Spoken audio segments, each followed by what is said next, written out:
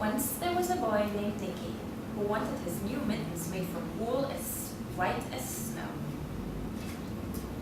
At first, his grandmother, Baba, did not want to knit white mittens. If you drop one in the snow, she warned, you will never find it. But Nicky wanted snow white mittens, and finally Baba made them. After she finished, she said, when you come home, first I will look to see if you are safe and sound, but then I will look to see if you still have your snow white mittens. So off Nicky went, and it wasn't long until one of his new mittens dropped in the snow and was left behind.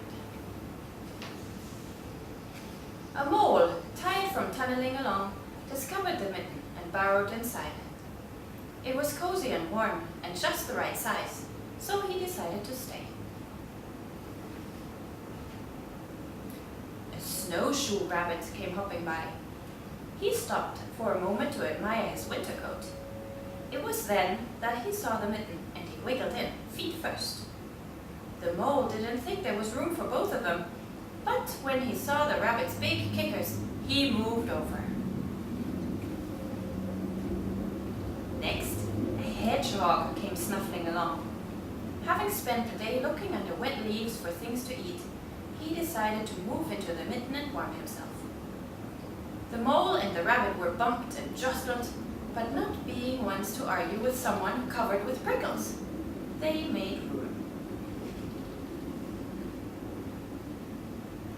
As soon as the hedgehog disappeared into the mitten, a big owl, attracted by the commotion, swooped down. When he decided to move in also, the mole, the rabbit, and the hedgehog grumbled. But when they saw the owl's glinty talons, the big eyes, they quickly let him in.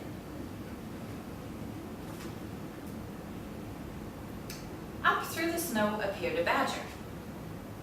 He eyed the mitten and began to climb in. The mole, the rabbit, the hedgehog, the owl were not pleased. There was no room left, but when they saw his big paws and diggers, they gave him the thumb. It started snowing, but the animals were snug in the mitten. A warm stream rose in the air, and a fox strutted by, stopping to investigate. Just the sight of the cozy mitten made him feel drowsy. The fox poked his snout in. When the mole, the rabbit, the hedgehog, the owl, and the badger saw his shiny teeth, they gave the fox lots of room. A great bear came by too. He spied the mitten all plumped up. Not being one to be left out in the cold, he began to nose his way in. The animals were packed in as tightly as could be. But what animal would argue with a bear? The mitten swelled and stretched. It was pulled and bulged to many times its size. But Baba's mitten, Baba's good knitting, held fast. Along came a meadow mouse, no bigger than an acorn. She wriggled into the one space left and made herself comfortable on top of the bear's great nose. The bear, tickled by the mouse's whiskers, gave an enormous sneeze. Oh! Oh! Oh! Shoo! The force of the sneeze shot the mitten up into the sky and scattered the animals in all directions. On his way home, Nicky saw a white shape in the distance.